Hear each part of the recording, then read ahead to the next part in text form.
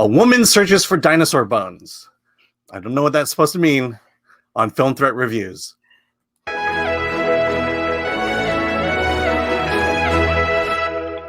I'm Alan Ng. I'm with Zorianna Kit, and today we review Ammonite.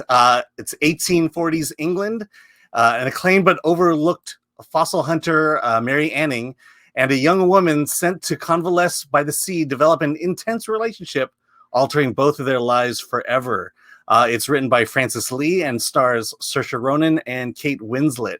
I have a lot of feelings about this one. Zorianna, what did you think of Ammonite? Did you have a lot of feelings? I wish I had a lot of feelings. Well, that's the feeling I had, was wanting feelings about this one. So our heroine here, Mary Anning, is actually a real life character. This woman did exist. She was one of the world-renowned, fossil excavators who really, literally changed the course of history by establishing what life was like on Earth, in the prehistoric world. And also, she was the only one of the only women at the time that was doing this. She was not accepted because only rich white males were doing this, so she was never accepted by her peers, and she was pretty much poor her entire life. And oftentimes these men would buy fossils from her and slap their name on it as if it was their discovery. So that part, that's all true. Saoirse Ronan's character, Charlotte, she did exist. Her and her husband did come to visit her, and just like in the film, the husband leaves her behind to convalesce. But that is pretty much where the reality ends. And the rest of the film, because so little is known about her personal life, the film sort of imagines two known friendships in her life and imagines them as if they may have been romantic relationships. Yeah. So let me interrupt you there. So this is the first time I'm hearing it. I just watched the movie, and I did, like I said, I do zero research on this stuff. And it's interesting to know that this is a real person. It's also interesting to know that that's just it. We can't verify the facts, and are liberties being taken? And at that point, are the proper liberties being taken? Is this a story that then should be told the way it was? I am so much more interested in her real story. I want to know what it's like being a woman doing scientific discoveries in a man's world and not be accepted or compensated for that. Like, that to me is the interesting part. Yeah. And I can confirm that whole aspect of her life is very much backstory.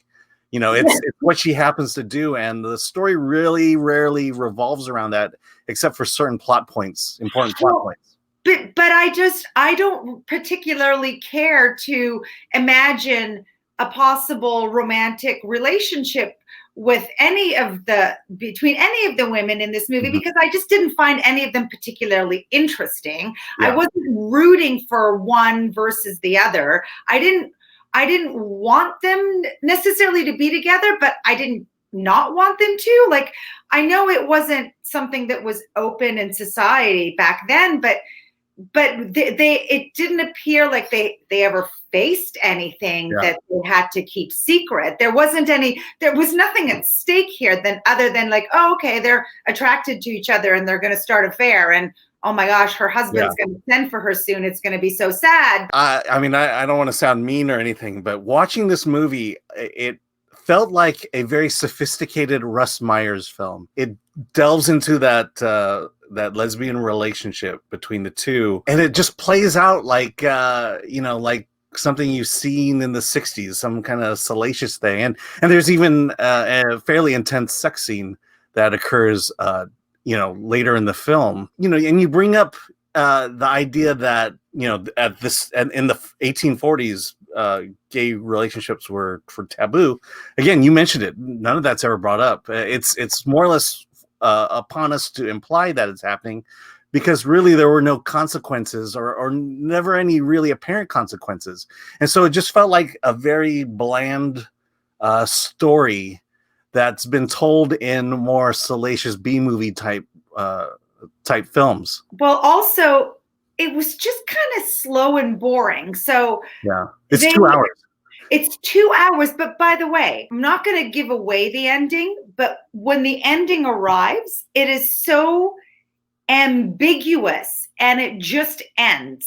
And personally, that ambiguity for me should have been kind of like the end of the first act. And then you start act 2, where she's in this different setting and the relationship is really going to be put to the test. Yeah. You know, to me, the scene that led up to the ending, or the scene that forced the ending before that, to me was the most interesting part of the movie, because it answered a question that I had about at least Saoirse's character in terms of why she got into the relationship with Mary. Because even then, that relationship between the two of them, it felt like it grew out of maybe necessity, or grew out of the convenience, you know, like very, you know, like for Saoirse's character, whose husband essentially ignores her and doesn't even want to have a baby with her at this time.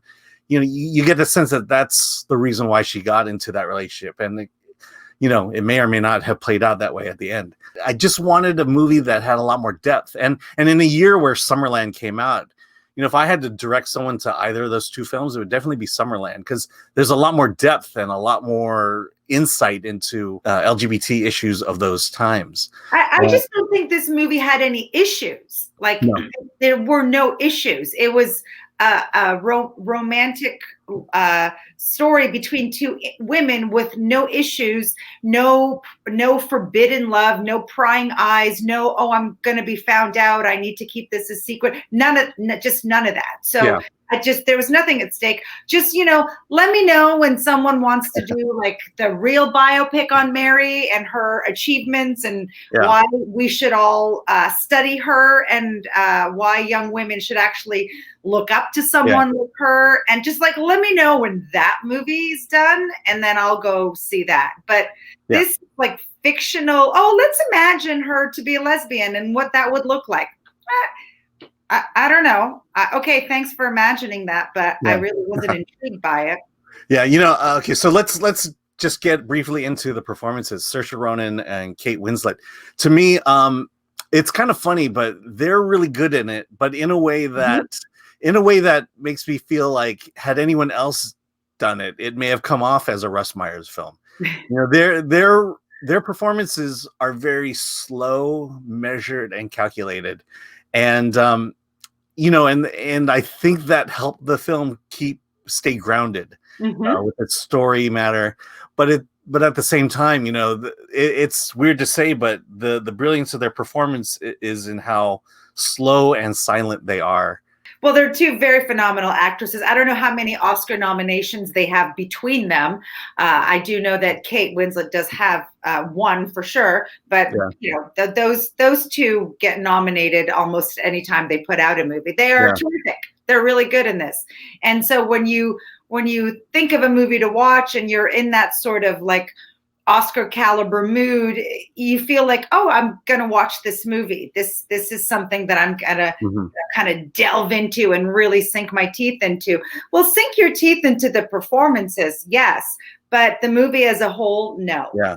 What's weird is that their Oscar-winning performances are because they played big characters, and in this movie they play very small characters, very, very quiet characters. And it just shows you how good you can be even in that end of the spectrum. Yes, exactly. Yeah, they're stellar actors, and the movie without them probably would have just been even worse, you know, than a Russ Myers film. All right. Well, considering that you weren't much of a fan of the film, the story just wasn't interesting, and you're more interested in the actual Mary Anning. I'm guessing I'll say a 5, but it was a 6, but maybe you gave it a 5. Yeah, I was torn between 5 and a 6. I'm giving it a 6 because I do have to give credit to the performances, and I thank the film for letting me know that this person actually existed, and I was able to go and do my own research and find out so many extraordinary things about her. So I wouldn't have known about her if it wasn't for this film. So that's why I'm bumping it up to a 6 instead of a 5. Yeah. As for you, I feel like you're kind of feeling how I'm feeling, but I think you are giving it a little bit more credit maybe than I am. I think maybe you gave it a 6 or a 7. Yeah, no, I gave it a 6. Or yeah, you're right. I gave it a 6. It's the good thing about it is the performances, but that's pretty much it. I mean, if you're a fan of either of them, you're gonna like it. Yeah.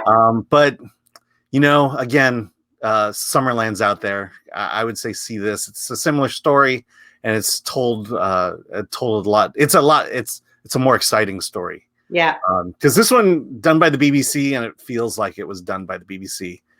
And for that matter, if I think about it, maybe Summerland was too. But yeah. Well, this does feel like let's do like Shakespeare in the Park, but it just felt. Yeah. Well, the one thing it's a BBC movie if it's shot in a room, in a very echoey room, and all you hear are footsteps constantly. All right. So with that, be sure to like, subscribe, comment below on what you thought of Ammonite. And with that, let's get out of here.